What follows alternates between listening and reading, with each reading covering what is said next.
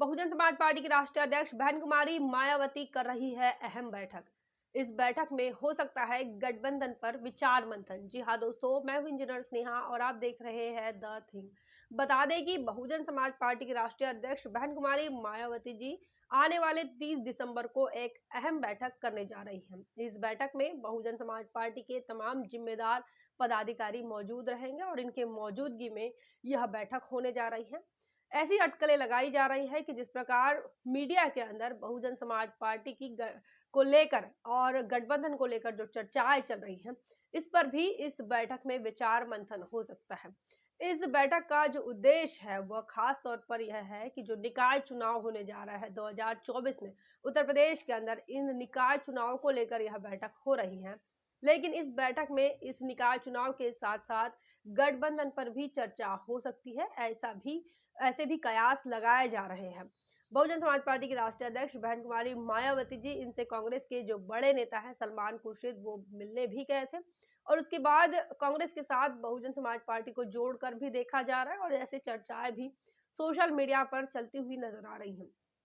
लेकिन बहुजन समाज पार्टी जो है वो गठबंधन करेगी या नहीं करेगी, इस बात को लेकर जो बड़ा फैसला है वो इस बैठक में सामने आ सकता है। इतना ही नहीं, इस बैठक में ओबीसी के रिजर्वेशन को लेकर जो दिशा निर्देश कोर्ट से आए, जो इलाहाबाद हाई कोर्ट से आए, उसको लेकर भी बड़ा फैसला बहुजन समाज पार्टी कर सकती है। ओबीसी के रिजर्वेशन को लेकर बहुजन समाज पार्टी की राष्ट्रीय अध्यक्ष बहन कुमारी मायावती जी ने अपने ट्विटर हैंडल से भी इसकी जानकारी दी थी और भारतीय जनता पार्टी किस प्रकार ओबीसी के रिजर्वेशन के खिलाफ है, यह भी बताया था। तो इस बैठक के अंदर जो है वो निकाय चुनाव को लेकर डिस्कशन होने जा रहा है। और निकाय चुनाव के साथ साथ जिस प्रकार ओबीसी के रिजर्वेशन को लेकर जो है कोर्ट की तरफ से जो फैसला आया है और भारतीय जनता पार्टी जिस प्रकार से हर प्रदेश में ओबीसी के रिजर्वेशन को कम करती हुई नजर आ रही है। राजनीतिक आरक्षण की यह बात है ओबीसी के। इसके पहले मध्य प्रदेश के अंदर भी इस प्रकार की बात सामने आई थी। मध्य प्रदेश में भी जो राजनीतिक आरक्षण रहा निकाय चुनाव के अंदर ओबीसी का, वह खत्म कर दिया गया और उसके बाद जो है अब ओबीसी जनरल सीटों पर चुनाव लड़ेगा और वही हाल अब उत्तर प्रदेश में भी होने जा रहा है। उत्तर प्रदेश के अंदर भी जो तमाम ओबीसी है, चाहे फिर वो यादव हो या फिर कुर्मी हो या कुशवाहा हो, वो तमाम लोग अब ओबीसी सीटों पर नहीं लड़ पाएंगे। ओबीसी जो रिजर्व सीट है अब वो नहीं रहेगी, अब उन्हें चुनाव जो है वो जनरल सीटों से लड़ना पड़ेगा। इस बात को लेकर बहुजन समाज पार्टी के राष्ट्रीय अध्यक्ष बहन कुमारी मायावती जी ने चिंता भी जताई है। बहुजन समाज पार्टी की जब जब सरकार उत्तर प्रदेश में रही, उस दौरान बहुजन समाज पार्टी ने भागीदारी का खास ख्याल रखा। इतना ही नहीं, कुछ वीडियोस भी बहुजन समाज पार्टी के राष्ट्रीय अध्यक्ष बहन मायावती जी के वायरल हो रहे हैं, जिसमें उनका यह कहना है कि बीएसपी के शासनकाल में एससी एसटी और ओबीसी और माइनॉरिटीज को उचित भागीदारी बहुजन समाज पार्टी के शासनकाल में मिलती रही। लेकिन जब जब सरकारें बदली, चाहे फिर वो समाजवादी पार्टी की हो, चाहे फिर भारतीय जनता पार्टी की हो, उन्होंने आरक्षण पर कुठाराघात ही किया है, आरक्षण को खत्म करने का ही काम किया है, चाहे फिर वो नौकरियों में हो, रोजगार में हो, या एजुकेशन में हो, या फिर इस प्रकार का राजनीतिक आरक्षण हो। बता दें कि ओबीसी के राजनीतिक आरक्षण को लेकर मध्य प्रदेश में जो फैसला आया है, उसके बाद ओबीसी के जो निकाय चुनाव में जो स्थानिक लोग चुनकर आते थे, स्थानिक प्रतिनिधि जो चुनकर आते थे, उनमें कमी पाई गई, चाहे फिर वो सरपंच हो, चाहे फिर वो जिला पंचायत के सदस्य हो। अब इसी प्रकार से यहाँ पर भी उत्तर प्रदेश के अंदर भी ओबीसी का रिप्रेजेंटेशन खत्म करने के लिए या फिर ओबीसी के रिप्रेजेंटेशन पर लगाम लगाने के लिए इस प्रकार का बड़ा फैसला आया है, ऐसा भी विचारकों का मानना है, चिंतकों का यह मानना है। ओबीसी के रिजर्वेशन को खत्म करने को लेकर भारतीय जनता पार्टी ने जिस प्रकार मध्य प्रदेश में काम किया, उसी प्रकार से अब उत्तर प्रदेश में कर रही है। बता दें कि जब मध्य प्रदेश का यह फैसला आया था तो बहुजन समाज पार्टी ने बड़ा ऐलान किया था। बहुजन समाज पार्टी के जो राज्यसभा सांसद है रामजी गौतम, जो मध्य प्रदेश के प्रभारी भी हैं, उनका बड़ा बयान सामने आया था। उन्होंने कहा था कि भारतीय जनता पार्टी ने जिस प्रकार से ओबीसी का रिजर्वेशन, राजनीतिक रिजर्वेशन जिस प्रकार से खत्म कर दिया है, तो ऐसे में सिर्फ बहुजन समाज पार्टी जो है इनको जवाब देगी और जितनी संख्या ओबीसी की है उनकी तादाद में ओबीसी की जितनी तादाद है उतने अनुपात में बहुजन समाज पार्टी जो है वो ओबीसी को सीटें देगी, ओबीसी को उतनी रिजर्व सीटें देगी।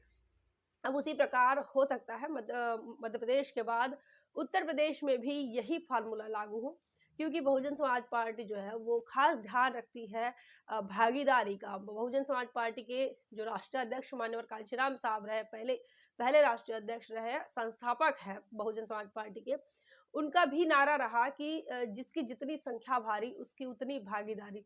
तो ये भागीदारी तय करने का मामला है। बहुजन समाज पार्टी बार बार यह बात कहती है कि यहाँ हम सिर्फ राजनीतिक पार्टी नहीं है, इसके साथ साथ सामाजिक आंदोलन का भी काम करते हैं।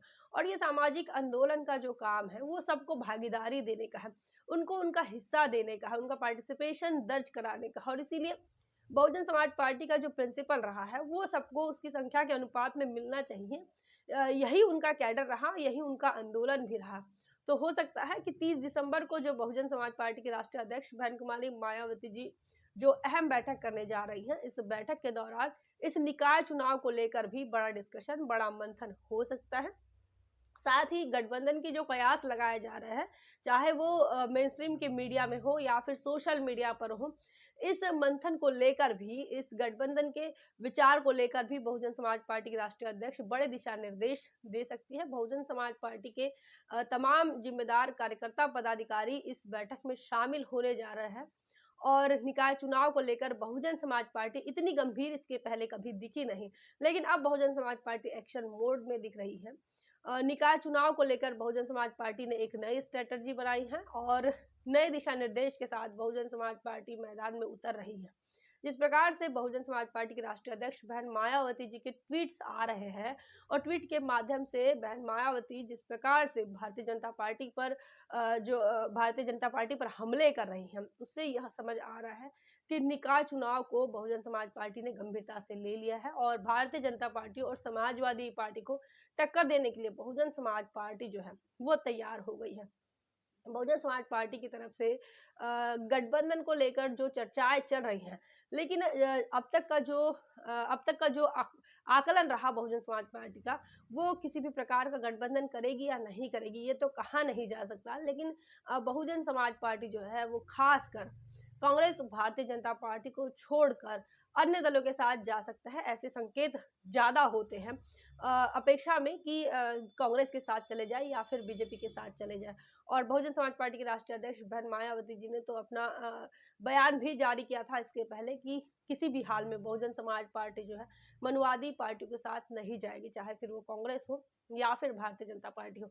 और अब इसी प्रकार के कयास लगाए जा रहे हैं। अब राजनीति में कुछ कहना यह भी ठीक नहीं होता कि कोई भी चीज जो है वो कांस्टेंट नहीं होती, कब बदल जाए बता नहीं सकते। तो अब देखना यह होगा कि आने वाली 30 दिसंबर को बहुजन समाज पार्टी की राष्ट्रीय अध्यक्ष बहन मायावती कौन सा फैसला लेती है और कौन से दिशा निर्देश उनके कार्यकर्ता और पदाधिकारियों को देती है। आपका क्या ख्याल है, कमेंट सेक्शन में जरूर बताएं। बने रहे द थीम पर। जय भीम, जय भारत। बहुजन विचारधारा को घर घर तक पहुंचाने के लिए हमारे YouTube चैनल को सब्सक्राइब करें, लाइक करें, कमेंट करें, शेयर करें और बेल आइकन की घंटी दबाना ना भूलें।